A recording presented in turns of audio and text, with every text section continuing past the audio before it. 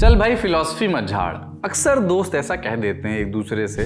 आपसे कोई आपका दोस्त कहे तो उससे कह दीजिएगा पलटकर, क्यों भैया आपकी बात और हमारी बात फिलॉसफी को बहुत सारे लोग बोरिंग मानते हैं, लेकिन इस राय की अगर तस्वीर खींचें और इस तस्वीर का अगर विश्लेषण करें तो इसकी भी अपनी एक फिलॉसफी है, चाहे अनजाने ही सही।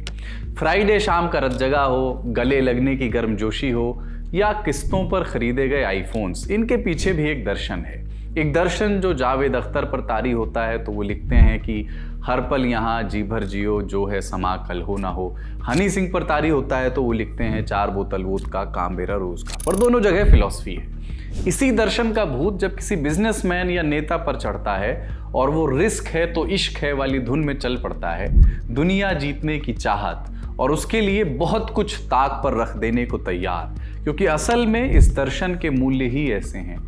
एम्बिशन, मौज और वर्तमान में जीना, और इस वर्तमान को सबसे बेहतर बनाने की चुल। ये सब एक ऐसे दर्शन के मूल्य हैं जिसका जन्म हजारों साल पहले भारत में हुआ था, जिसे चारवाक दर्शन का नाम दिया गया है।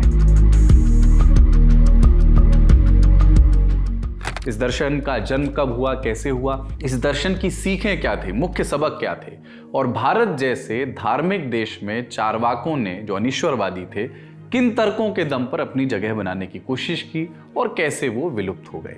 आज के एपिसोड में हम इसी की बात करेंगे। नमस्कार, अपन है कुलदीप और आप देख रहे हैं जटिलता का विलोम और सरलता का पर्यायवाची, आसान भाषा में।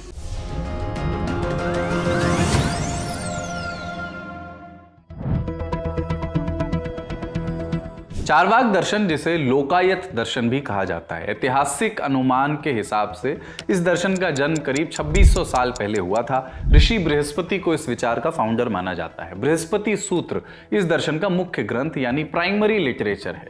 लेकिन चारवाकों की दुविधा देखिए, इनका ये प्राइमरी लिटरेचर आज के समय में मौजूद नहीं है। चारवाक के बारे में जो भी कुछ पता है, जो भी उपलब्ध जानकारियां हैं, वो इनके आलोचकों के जरिए मिली हैं। खासतौर पर वेदांत, बौद्ध और जैन दर्शनों में चारवाकों की निंदा की गई है, और इन्हीं के धर्म ग्रंथ हमें चारवाक दर्शन के बारे में बताते हैं। क्या कहता है चारवाक दर्शन? यावत जीवेत सुखम जीवेत, ऋणम कृत्वा घृतम पिबेत, भस्मीभूतस्य देहस्य पुनरागमनम कुतः।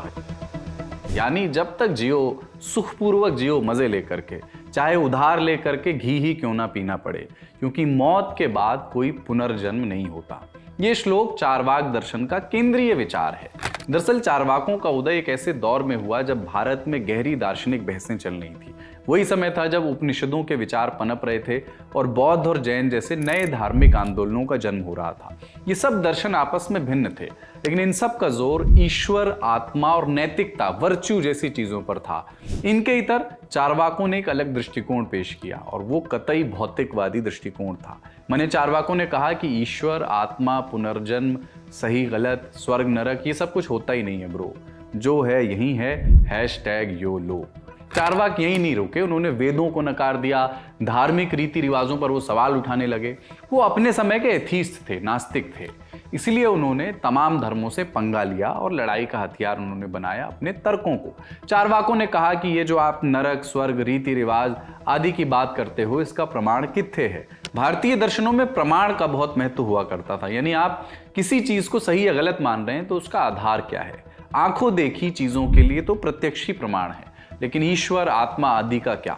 बाकी दर्शन अनुमान का सहारा लिया करते थे। मसलन धुआं अगर है तो अनुमान लगाया जा सकता है कि आग कहीं पर जल रही होगी, चाहे आग प्रत्यक्ष नहीं भी हो, आपको दिख नहीं भी रही हो।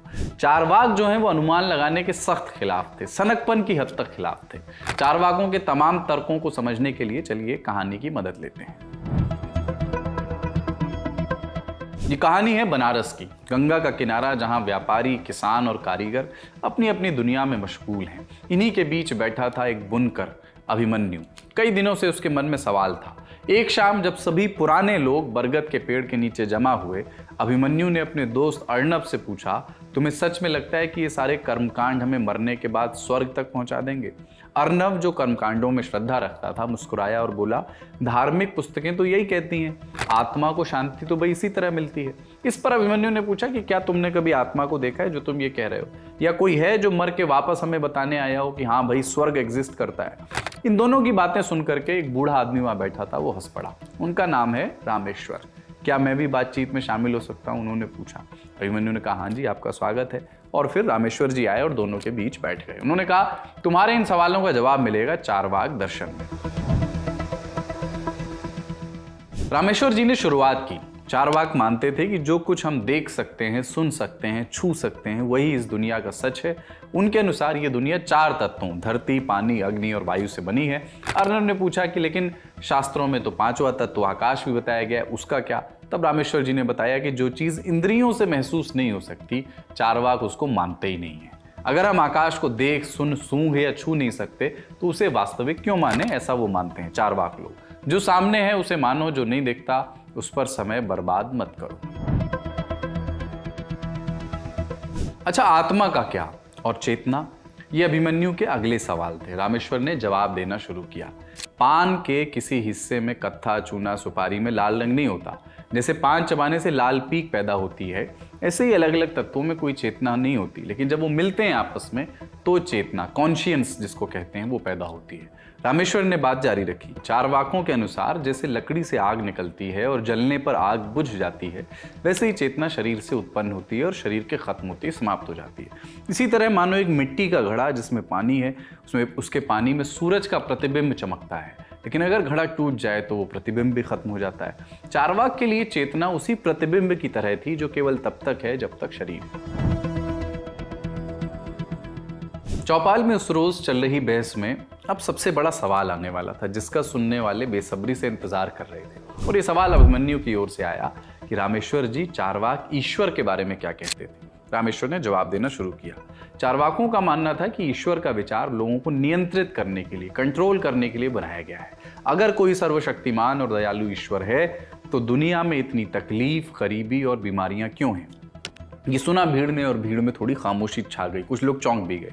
सोचो, रामेश्वर ने कहा, एक राजा जो कहा जाए कि बहुत ही शक्तिशाली और दयालु है, लेकिन उसका राज्य देखिए तो दुखों से भरा है। क्या तुम उसकी दया पर विश्वास करोगे?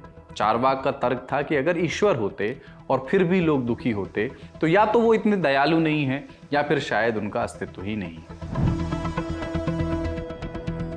तो फिर कर्म और पुनर्जन्म का क्या? अभिमन्यु ने अगला सवाल दागा। इस बार रामेश्वर जी बोले कि चारवाकों का मानना था कि कर्म और पुनर्जन्म की जरूरत ही नहीं है। उनके अनुसार जीवन एक जलती हुई लौ की तरह है, जो एक बार जली तो उसके बाद फिर बुझ जाती है, एक बार समाप्त हो गई तो फिर वापस नहीं आ सकती। उन्होंने एक उदाहरण दिया। सोचो, एक क्रिकेट खिलाड़ी एक ही मैच खेलता है, उसे पता है कि यही उसका एकमात्र मौका है, तो क्या वो किसी अगले मैच की चिंता करेगा? चारवाकों का कहना था कि हमारे पास एक ही जीवन है, कोई रिटर्न नहीं है, कोई दूसरा मौका नहीं है। फिर अर्नब ने पूछा, तो क्या चारवाक भोगी थे? क्या वो बिना किसी लगाम के जीने की बात करते थे? नहीं, रामेश्वर ने जवाब दिया। उन्होंने बच्चों के एक समूह की ओर इशारा किया जो आपस में मिठाइयां बांट रहे थे। सोचो, एक बच्चे को मिठाई दी जाए, अगर वो सारी एक ही बार में खा ले तो पेट दर्द हो जाएगा। चारवाक ने इसी समझदारी से भोग का उपदेश दिया था। चारवाक की इस सोच पर हालांकि कुछ लोग सवाल उठाते हैं। भोग के विषय पर चारवाक दर्शन का एक श्लोक काफी मशहूर है। पीत्वा पीत्वा पुनः पीत्वा यावत पतति भूतले उत्थाय च पुनः पीत्वा पुनर्जन्म विद्यते। यानी पियो और खूब पियो और तब तक पीते रहो जब तक गिर न जाओ, फिर हिम्मत करके उठो और फिर से पियो, क्योंकि मनुष्य का जन्म दोबारा नहीं मिलता। ये श्लोक चारवाकों के भोगवादी रवैये को दर्शाता तो है।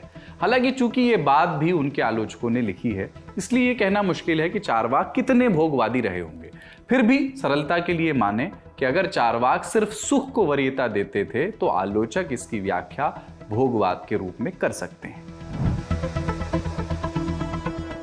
इस तमाम बहस से आप चारवाक दर्शन का मूल समझ गए होंगे। चारवाक अनीश्वरवादी थे, यानी ईश्वर को नहीं मानते थे, कर्मकांडों का विरोध करते थे। स्वाभाविक है कि इस बात पर उनका धार्मिक पक्ष से पंगा होना ही था। इसी कारण चारवाकों की खूब आलोचना हुई। चारवाकों के खिलाफ क्या क्या तर्क दिए गए वो भी एक एक करके समझते हैं। सबसे पहली बात, नैतिक आलोचना की। चारवाक सुख भोगने को बढ़ावा देते हैं, इसमें नैतिकता पर जोर नहीं है। चारवाकों के अनुसार व्यक्ति को केवल अपने सुख प्राप्ति की चिंता होनी चाहिए, लेकिन अगर कोई व्यक्ति ऐसा करे तो समाज चल नहीं पाएगा। इंसानों और जानवरों के बीच मूल अंतर यही है कि हम दूसरे इंसानों की मदद के लिए दुख उठाने को भी तैयार रहते हैं। चारवाकों की दूसरी आलोचना है आध्यात्मिकता को खारिज करना। चारवाक का आत्मा, कर्म और पुनर्जन्म को नकारना भी विवाद का कारण है। विरोधी दर्शन मानते हैं कि चारवाक इन सब पहलुओं को नकारते हैं, लेकिन अगर ये सब ना हो तो इंसान महज एक बायोलॉजिकल मशीन बनकर रह जाएगा। तीसरा बिंदु है कि धर्मों ने चारवाकों की खूब आलोचना की है। इसका बड़ा कारण यह है कि वे श्रुति से इनकार करते हैं। चारवाक दर्शन शास्त्रों पर या दूसरों की कही हुई बातों पर भी भरोसा नहीं करता, खासकर उन चीजों पर जो प्रत्यक्ष अनुभव में नहीं आ सकती। उनका मानना है कि अगर किसी चीज को खुद महसूस न कर सकें तो फिर उसे सच मानने का कोई आधार नहीं। मिसाल, अगर कोई कहे कि किसी धर्म स्थल जाने से समृद्धि आएगी तो चारवाक इसे बकवास मानेंगे। उनके अनुसार मेहनत और कड़ी मेहनत से ही हासिल होने वाली चीजें असली होती हैं।